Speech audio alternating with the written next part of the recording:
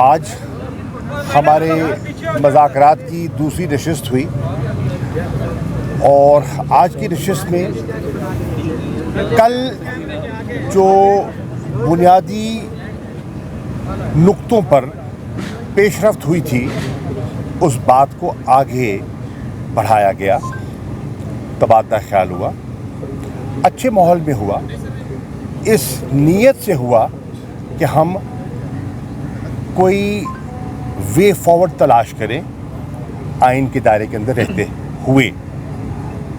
اس پر ہم نے، میری نظر میں ہم نے آج مناسب پیش رفت حاصل کی ہے۔ تحریک انصاف نے اپنا نقطہ نظر ان کی خدمت میں پیش کر دیا، جو ہم سمجھتے ہیں بہت معقول ہے، قابل عمل ہے اور آئین کے دائرے کے اندر ہے۔ انہوں نے اپنا نقطہ نظر پیش کیا اور ہم نے وقفہ کیا ہے کہ دونوں سائڈز ہم اپنی لیڈرشپ سے مشاورت کر لیں اور وہ اپنے کولیشن پارٹنر سے رائے لے لیں۔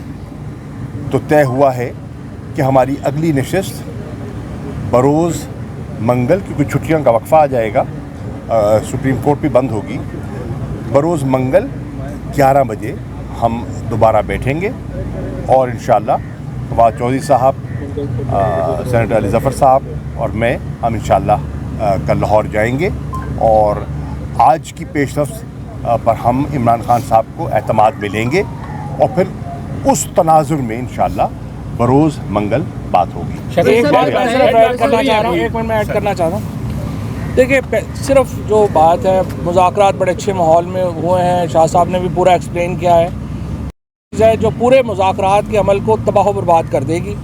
علی امین گنڈا پور صاحب کو آج تمام مقدمات میں ضمانت ہو گئی، اس کے باوجود ان کو ڈیٹینشن میں سندھ میں بند کر دیا گیا ہے۔ 33 لوگ آج جو عمران خان یہاں پہ آئے، خواہ مخواہ ان کو گاڑیوں سے اتار کے گرفتار کیا گیا۔ اب حکومتی وزراء جو ہیں وہ یہ کہتے ہیں کہ یہ ہم نہیں کر رہے۔ دیکھیں، یہ جو بھی کر رہے ہیں پھر وہ مذاکرات جو ہے وہ اس کو خراب کرنے کی بات ہے اور ذمہ داری بہرحال حکومت کے اوپر ہی آتی ہے۔ اور میں یہ سمجھتا ہوں کہ یہ جو اس وقت حالات ہیں ان کو اگر ہم بہتری کی طرف لے جانا چاہتے ہیں تو یہ گرفتاریوں کا، فاروق حبیب جو تھے وہ آج جا رہے تھے، ان کے فادر ان لا کا ٹرانسپلانٹ کے لیے وہ جا رہے تھے، ان کو FIA نے وہاں پہ روک لیا ایئرپورٹ کے اوپر۔ اگر آپ اس طرح سے کریں گے تو پھر تو مذاکرات کا کوئی فائدہ نہیں ہے۔ ہم نے اپنی جو گفتگو ہے، جو ہمارے نقطۂ نظر میں جو فیئر بات ہے، آئین اور سپریم کورٹ کے فیصلے کے اندر رہتے ہوئے ہم نے وہ موقف پہنچا دیا ہے اب، اور ہم نے اپنی تمام گزارشات پہنچا دی ہیں۔ اس کے بعد ہم جو ان کی طرف سے آنے والی بات چیت ہے وہ خان صاحب کے سامنے رکھ رہے ہیں، وہ ہماری گفتگو جو ہے وہ اپنی لیڈرشپ کے سامنے رکھ رہے ہیں اور منگل کو مجھے امید ہے کہ ہم کسی طرف جو ہے یہ معاملہ چلا جائے گا۔ لیکن اس سے پہلے یہ ضرور ہے ماحول کو بہتر رکھیں۔